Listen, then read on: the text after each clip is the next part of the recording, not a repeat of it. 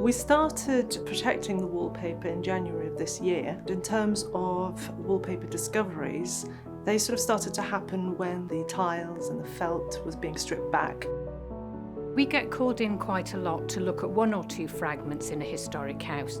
You don't often get called in to look at so many wallpapers that we found here at Oxburgh.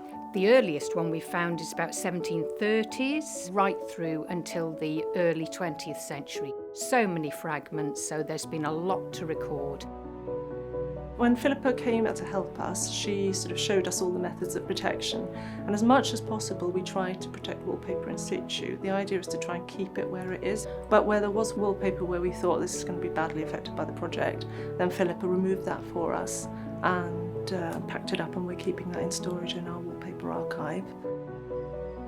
One of the amazing things that we did find was when the builders removed a section of the roof on the West Range, they looked down and they found that there was a blocked up cupboard. And there it was, and it was this stunning kind of turquoise trellis pattern wallpaper. And what it appears to be is that one of these attic rooms originally had some sort of alcove, and then that was walled off and they just left the wallpaper in there.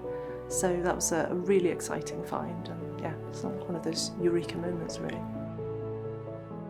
With all these finds that we've been discovering, we're able to build up a picture of how people lived in these rooms. It really tells us how these rooms were occupied, and it really brings them to life.